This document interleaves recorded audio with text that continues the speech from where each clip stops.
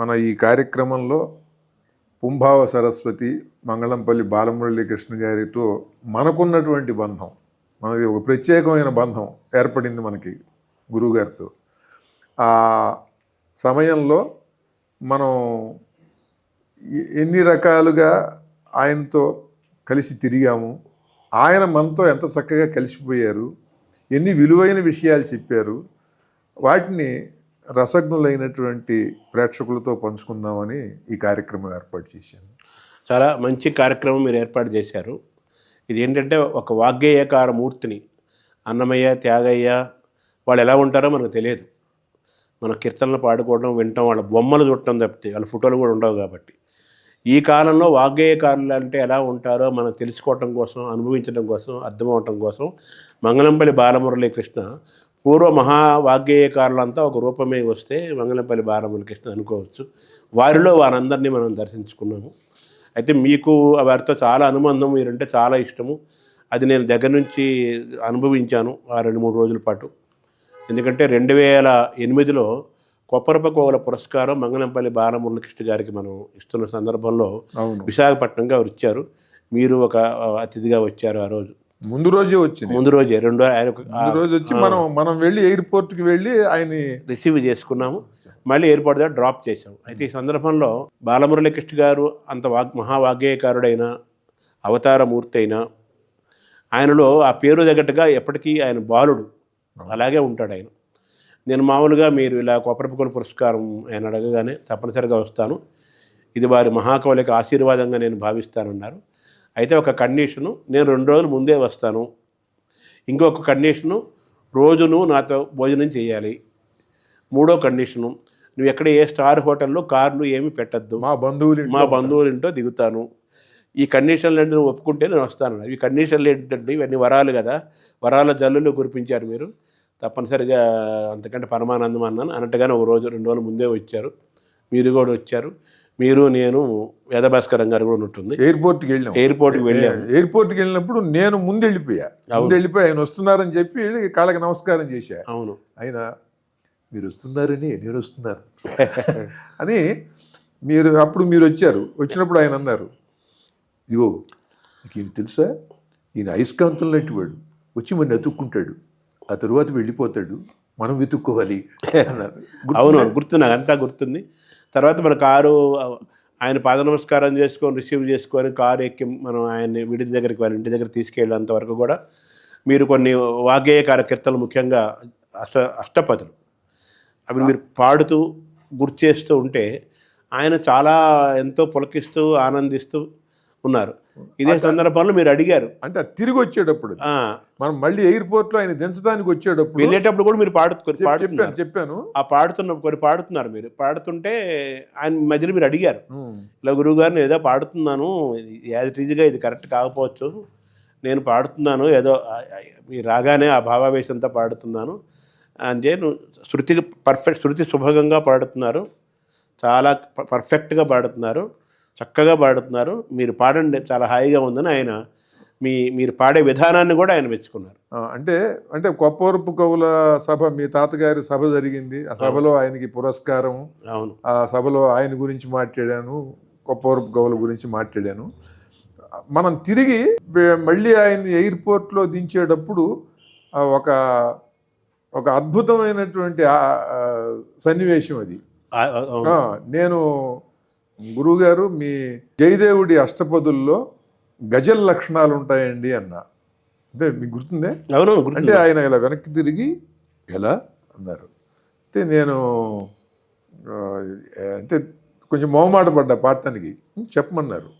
చెప్పమంటే అప్పుడు సఖీ కేశి మదన ముదారం రమయమయా సహ మదన మనోరథ భావితయా సవికారం సఖీ కేశి మదన ముదారం. ఇది ఇలా అవును, మోహన రాగం అనుకుంటాను, అది ఆ? మోహన్ అనుకుంటాను. అది ఆ, దాంట్లో ప్రథమ సమాగమ లజ్జితయా పటు చాటు శతైరనుకూలం మృదు మధుర స్మిత భాషితయా శిథిలీకృత జగన దుకూలం సఖీ. అంటే పాట మనం పాడుకుని ఎవరికి వాళ్ళం మనకు తోచినట్టుగా ఒక మహాగాయకుడు పాడిన తర్వాత పాడుకుంటాం. అలా ఆయన ఎదురుగా పాడటం కదా. ఆయన ఎదుర్కొంటా పాడేటప్పటికి ఇప్పుడు కూడా తలుచుకుంటుంటే గొంతు. అవును. దీంట్లో గజల్ లక్షణం ఉందండి. దీన్ని మీరు వయలిను మృదంగం ఈ ఈ ఈ సంప్రదాయమైనటువంటి వాద్యాలు ఈ పక్కన పెట్టేసి హార్మోనియము తబలా పెట్టి బాలమురళి గారి చూనే అదే స్వర రచన అలా పాడినట్లుగా గానం చేస్తే అద్భుతమైనటువంటి గజల్లా ఉంటుందని నా ఉద్దేశం. అది ఆయనకి చెప్పారు. అవును. చెబితే ఆయన ఇవన్నీ మీరు చెప్పాలి, అందరికీ చెప్పాలి. ఇలా పాడేవారికేమో ఇలా చెప్పటం రాదు, చెప్పేవాళ్ళకేమో సంగీతం గురించి తెలియదు అని. అవును, గుర్తుంది, మొత్తం గుర్తుంది కదా. ఇప్పుడు ఈరోజు మీరు దాన్ని ఒక ఆదేశంగా, ఒక సందేశంగా భావించి ఈరోజు మీరు అది చేస్తున్నారు. అవునండి, ఇది ఇది మనం చెప్పాలి అని. అది అలాగే సావిరహే తవదీన, అవును, అది కూడా మనకి విప్రనారాయణలో రాజేశ్వరరావు గారు చేసినటువంటి భానుమతి గారు అద్భుతంగా, అది ఒక అద్భుతమైనటువంటి శ్రావ్య మధుర గీతం అండి. అవును, అదేంటంటే సినిమాటిక్ గా శ్రావ్య మధురంగా ఉండటం కావాలి. అక్కడ ప్రేక్షకుడికి మధురంగా ఉండాలి, మధురంగా ఉండాలి. అది అలా ఆ మాధుర్యము ఆ శ్రావ్యత్వం ఉన్నది. గురువుగారు చేసింది భావయుక్తంగా చూస్తే కొద్దిపాటి సంస్కృతం తెలిసిన వారికైనా రాధ విరహంతో బాధపడుతున్నదని ఒక చెలికత్తె వచ్చి చెబుతున్నది కృష్ణుడికి. మధురంగా పాడితే కుదరదండి భావంలో. ఎందుకనంటే రాధ సంగతి ఎట్లా ఉన్నా ముందు ఈమె మధురంగా పాడుతోంది అని ఈమె మీదకి వెళుతుంది దృష్టి. భావం ముఖ్యం అక్కడ, భావం ముఖ్యం. ఆ భావాన్ని ప్రధానంగా తీసుకుని గురువుగారు చేసినటువంటి స్వరరచన ఒక పరమాద్భుతం అండి నా దృష్టిలో. అయితే దానికి గజల్ లక్షణం ఉంది అని మీ గొంతులో వింటే కానీ మాకు ఆ భావంలోకి వెళ్ళమండి. ఒకసారి ఇవన్నీ ఏంటంటే ప్రేక్షకులు విని మళ్ళీ అష్టపదులు ఒకసారి విని గురువుగారి కంఠస్వరంలో ఆయన స్వర రచనలోవి దీన్ని ఆస్వాదించాలని. అవును, ఆయన చెప్పారు కూడా, ఇవన్నీ లోకానికి తెలియజేయాలి చెప్పండి అని కూడా చెప్పారు. సో అందులో భాగంగా తలుచుకుంటున్నాను. అవునండి. సావిరహేతవదీనా, సా ఆమె తవ విరహే, నీ పట్ల విరహంతో ఉన్నది అనేది ఎంత వాడిని బ్రతిమాలుతూ నువ్వు వెళ్ళి కలుసుకో అని చెప్పాలి ఆమె తరపున. సావిరహేతవదీనా మాధవ మనసిజ విశిక భయాదివ భావితయా సవికారం సావిరహేతవదీనా.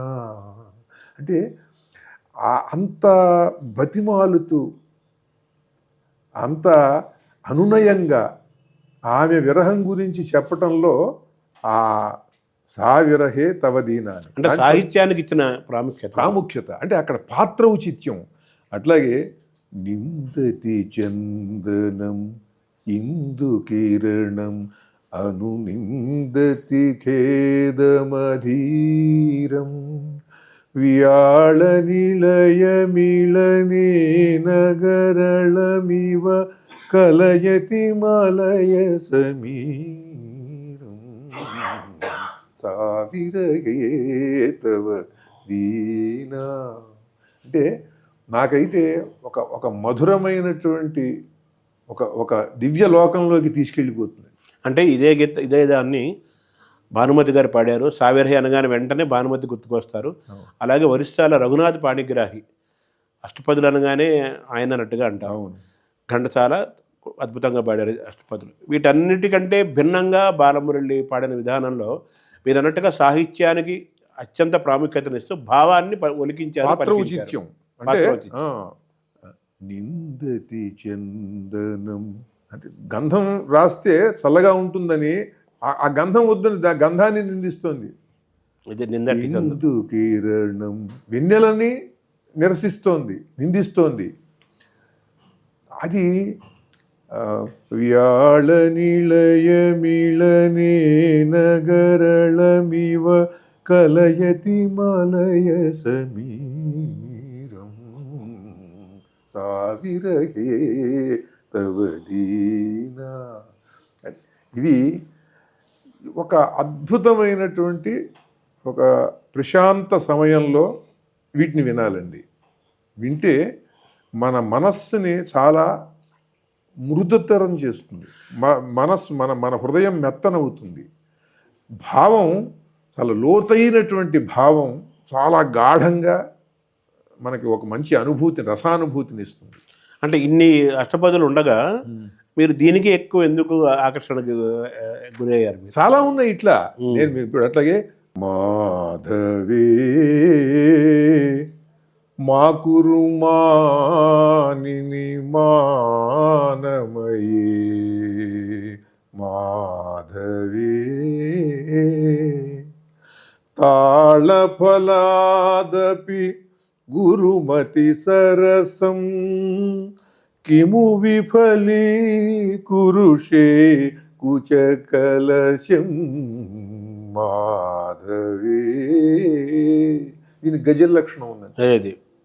అంటే ఇది పట్టుకుంది మేము బాగా. ఇది పట్టుకుంది. అలాగే హతాదరతయా సాగత కుపితేవా హరి హరి హరి హతాదరతయా సాగత కుపితేవా హరి హరి హరి.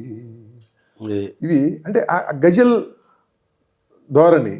అంటే ఆయన ఏమన్నారండి దాన్ని బాలమురళి గారు దాన్ని ఏకీభవించడమే కాకుండా చెప్పమని అది ఈ లక్షణాలు ఉన్నాయి అని అంటే మీరు ఒక మహావాగ్గేయకారుడు ఒక అవతారమూర్తి చేసినటువంటి ఆ స్వర రచనలో ఈ సంప్రదాయానుగుణంగా ఒక కీర్తన లక్షణంతో మాత్రమే కాకుండా మరొక సంప్రదాయం ప్రకారము విరహము ఆర్తితో పాడేటువంటి విషాదము వీటితో కూడుకున్నటువంటి పాటలు పాడే ఒక ప్రక్రియ ఉంది గజల్.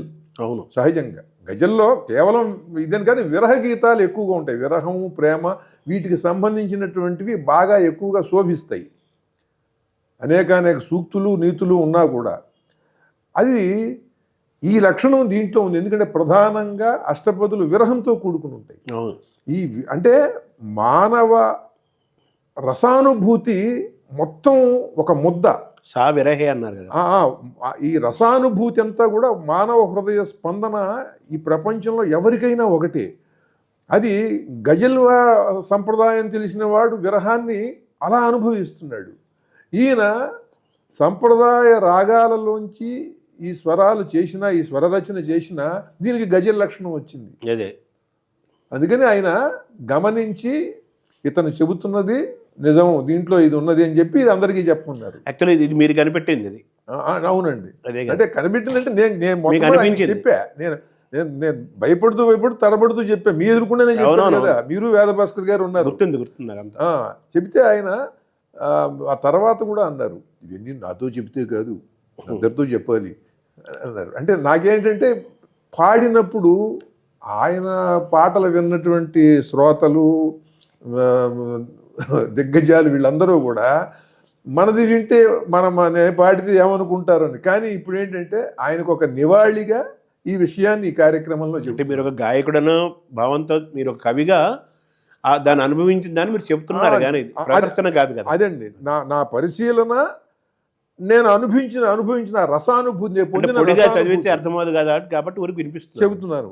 అది ఆయన ట్యూన్లే, అవి మనం పాడలేము. ఎందుకంటే రాని పాటకి రాగాలు మెండు అని సామెత ఉంది. అవును, అది కొంతవరకు చెప్పడానికి ఉపయోగపడుతుంది. నేను ఎంతవరకు చెబుతున్నానంటే బాలమురళి గారి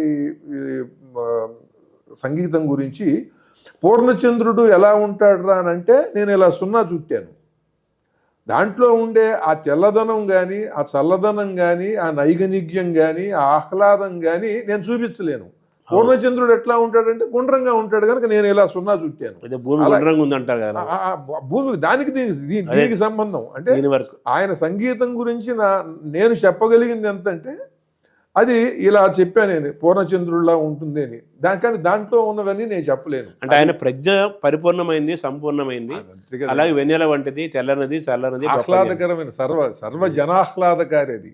అవును, అది కొంచెం కొద్దిగా జ్ఞానం ఉన్న వాళ్ళకండి, కొంచెం సంగీతాభిమానులు దాన్ని గనక వింటే ఒక నిశ్శబ్ద నిషీధిలో ఒక పరమాద్భుతమైన లోకానికి వెళ్ళిపోతాడు. అంటే మామూలుగా ఆయన కూడా చాలా చాలా చెప్తుంటారు, నేను కేవలం ఏదో గాయకుడిని వాగ్గేయకారుణ్ణి కాదు, ఐఎమ్ ఏ పోయిట్ అంటాడు. అవును, బేసిక్గా నేను సాహిత్య వాతావరణం నాకు ఎక్కువ ఉంటుంది. అన్నమయ్యలో ఎక్కువ సాహిత్య, నారాయణ రెడ్డి గారు అన్నట్టుగా అన్నమయ్య యొక్క స్థాయిలో ఎంత కవి సింగర్ బట్ ఆయన పోయిట్గానే ఎక్కువ ఇష్టపడతాడు. అవును, నేను ఎక్కువ సాహిత్యం అది కాబట్టి మీరు ఆ భావాన్ని పలికించేటట్టుగా సాహిత్యాన్ని తగ్గట్టుగా ఆయన పాడారు. అలాగే ప్రియే చారుశీలే అనే పాటను చూశారా మనకి? అది గురువుగారు పాడిన విధానం మహాద్భుతం అండి. ముంచెమయి మానం అనిదానం ప్రియే చారుశీలే సపది మదనానలో దగతి మమ మానసం దేహి ముఖ కమల మధుపానం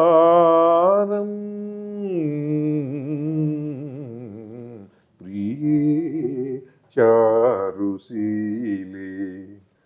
ముంచెమయి మానం అనిదానం. ఇవి గజల్ లక్షణాలని అంటాను. అలా ఒక పరిశోధన ఇది, అంతే కదా. అది ఆయన ఆమోదించి మీరు ఎవరికైనా చెప్పమన్నారు, మనకి ఇంతవరకు కుదరలేదు. ఇప్పుడు ఈ సందర్భంగా దాన్ని చెప్పాలి, పంచుకోవాలి అని చెప్పి అనుకుని సరిగ్గా మీరే దానికి ప్రత్యక్ష మీరు వేదభాస్కర్ గారు. అవునవును, 2008లో జరిగింది, సెప్టెంబర్ 9 సభ జరిగింది. అంటే 16 ఏళ్ళు అయింది ఇప్పటికి. తర్వాత మీరు ఆయన గురించి మాట్లాడిన ప్రసంగం కూడా ఆ రోజు 2008 సెప్టెంబర్ 9 కొప్పరపుకోల సభ ఆయన పురస్కారం ఇచ్చినప్పుడు, కొప్పరపుల పురస్కారం ఇచ్చినప్పుడు మా చాలా దిగ్ధంతులు ఉన్నారు వేదిక పైన. అవును, సద్గురు కందుకూరు శివానందమూర్తి గారు ఉన్నారు, బేతవోలు రామబ్రహ్మ గారు ఉన్నారు, రామచంద్రమూర్తి గారు ఉన్నాడు, గరికపాటి నరసింహరావు గారు ఉన్నారు, అంతా ఉద్దండలు ఉన్నారు. సరే, మంగళంపల్లి బాలమురళి సార్ ఎలాగో సరే, వాళ్ళంతా చాలా ఆనందించారు. తర్వాత మీరు ఆయన గురించి ఏమి సేతురాలింగాన దాన్ని అనుసరణలాగా బాలమురళీకృష్ణ గారికి అన్వయం చేస్తూ ఏమి సేతురాలింగ మహానుభావ మా బాలమురళి అంటూ మీరు దానికి చాలా అద్భుతంగా అప్లాజ్ వచ్చింది. ఫోటోగ్రాఫర్లు ఫోటోలు తీయటం మానేసి వీడియో వాళ్ళు కూడా మొత్తం వాళ్ళ ఏకాగ్రత మీ ఉపన్యాసం ముందు పెట్టి విన్నారు. బాలమురళి గారు కూడా మీరు మాట్లాడడం అయిపోయిన తర్వాత అవి రాసివ్వమని అడిగారు. అవును, అది రాసివ్వమన్నారు. అద్భుతంగా జరిగింది. అలాగే మీ ఉపన్యాసం కూడా ఒక 20 నిమిషాల పాటు గొప్ప ఉపన్యాసం, మీరు ఇచ్చిన ఉపన్యాసాల్లో బెస్ట్ ఉపన్యాసం అది. ప్రారంభంలో కూడా మీరు అంటే ఓ పక్కన కొప్పరపు కవులు, ఓ పక్కన బాలమురళి గారు వాళ్ళు పూనారు. అయితే ఆ సందర్భంలో మీరు ఎత్తుకోవటమే చెల్లపిల్ల వెంకట శాస్త్రి గారు, విశ్వనాథ సత్యనారాయణ గారు, మంగళంపల్లి బాలమురళీకృష్ణ గారి గురించి చెప్పిన పద్యాలను చెబుతూ అవతారమూర్తి అంటారు కదా మీరు. అవతారమూర్తి అన్నది నేనన్న మాట కాదు, వాళ్ళే అన్నారు. వాళ్ళే అవతారమూర్తులు, అన్నవాళ్ళ అవతారమూర్తులు. ఒకరేమో తిరుపతి వెంకట కవుల పెద్ద ఆయన చెల్లపిల్ల వెంకట శాస్త్రి గారు, రెండో ఆయన విశ్వనాథ సత్యనారాయణ గారు అని చెప్పి ఆ పద్యాలను కూడా మీరు గుర్తు చేశారు. అలాగే గండపెండిన సందర్భము, చెంబై వైద్యనాథన భాగవతారు ఘటన, ఇలా మొత్తం ఆ ప్రసంగం అనేది తప్పనిసరిగా ఆ కొప్పరపుకోల యూట్యూబ్లో ఉంది. అది మీ ప్రసంగాన్ని యాజ్ ఇట్ ఈజ్గా వెర్బాటం టైప్ చేసి అక్షరబద్ధం చేసి దాన్ని ముద్రించాల్సిన అవసరము, అది జాతికి అందించాల్సిన అవసరం కూడా చాలా ఉందని నాకు అభిప్రాయం. చాలా కొప్పరపు కవుల మునిమనవడుగా మీరు ఎంతో విశేషమైనటువంటి సేవలు చేస్తున్నారు. భగీరథుడు తాత ముత్తాతల కోసం తప్పించినట్టుగా మీరు కూడా తపస్సు చేస్తున్నారు. మీ కార్యక్రమంలో అన్నీ కూడా విజయ పరంపరలు కలగాలని నీకు ఈ సందర్భంగా అయ్యా అది మీ ఆశీర్వాదం, కవి ఆశీర్వాదం. ఎందుకంటే మంగళంపల్లి బాలమురళీకృష్ణ గారు వల్లనే నాకు ఈ సంగీతానికి ఒక శాస్త్రీయత ఉంటుందని, వాటికి రాగాలు ఉంటాయని, అదొక శాస్త్రమని, ఇవన్నీ తెలుసుకున్నాను నేను. తెలియకుండా తెలుసుకున్నాను. చిన్నప్పుడు ఆకాశవాణిలో ఈ సల్లేత రాగ సుధారససారము, పాడనావాణి కళ్యాణిగా ఈ పాటలు వింటూనే నేను వమ్ చేస్తుండేవాడిని. మా నాన్నగారేమో అడిగేవాడు, ఇది ఇందాక విన్నావు కదా, ఆ పాట పాడుతున్నావు కదా, విన్నావు కదా, ఆ పాట ఏ రాగంలో ఉందని నీకు తెలుసాడు, రాగం ఏంటన్నాను. మళ్ళీ ఒకసారి పాడాను, ఏదో పాడాను. ఇది కళ్యాణి రాగం అంటారు అని చెప్పారన్నమాట. సంగీతం అంటే ఒక రాగం ఉంటుంది, ఒక శాస్త్రీయత ఉంటుంది, అదొక విద్య, అదొక కళ, అదొక శాస్త్రము, దానికి లయ, శృతి ఇవన్నీ ఉంటాయి అని చెప్పి ఆ కళ్యాణి రాగం అనే దాన్ని మొట్టమొదటిసారిగా మంగళంపల్లి బాలమురళీకృష్ణ గారు పాడిన వివిధ భారతుల వినదాల ద్వారా నేను తెలుసుకున్నాను. అలా గుర్తుపట్టడం మొదలుపెట్టాను. ఏదైనా కళ్యాణులు ఏదైనా పాట వస్తే అలా ఆనంద భైరవులు, పలుకే బంగారమాయే, అలాగే ఇంకోటి కానడ. మీరు పలుకే బంగారం అని చెప్తాను. దీంట్లో నిదానంగా అంటే స్లోగా ఉన్నాయి కదా పాట, స్వరాలు స్లోగా ఉంటే అది గజల్ లక్షణం అంటే కాదండి. మళ్ళీ అంటే మీరు పలుకే బంగారం అయ్యారు అన్నారు కదా, దీంట్లో నిదానంగా ఉండటమే దాని లక్షణం కాదు. అంటే స్లోగా ఉండటం కాదు. ఇప్పుడు ఉదాహరణకి సీతా కళ్యాణ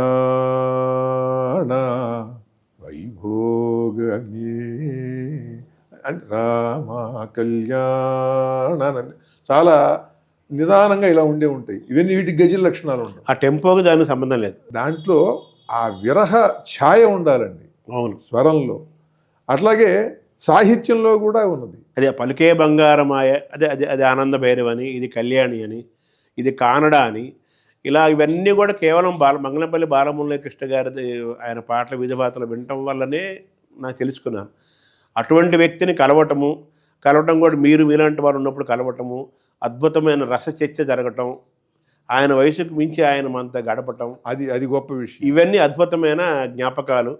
అది మనకి జన్మాంతరమైన ఒక సుకృతంగానే భావించాలి ఆయనతో గడపటం అనేది. తర్వాత మిమ్మల్ని గమనించాలంటే బాలమురళి గారికి మీరంటే అత్యంతమైన ఇష్టం. ఆయన చాలామంది చూశారు కదా జీవితంలో. అవును. సో మీ పట్ల ఆయన అంతగా ఇష్టమని పెంచుకున్నారంటే మీలో ఒక ప్రత్యేకత ఏదో ఆయన గమనించినట్లు, దాని తగ్గట్టుగా ఋషి రుణం, కవి రుణం తీసుకున్న ప్రయత్నంలో భాగంగా మీరు మంగళంపల్లి వారికి ఇలా చేయటం అనేది మంచి సందర్భము. మమ్మల్ని కూడా ఇందులో భాగస్వామి చేసినందుకు మీకు కృతజ్ఞతలు. నమస్కారం. ధన్యవాదాలు.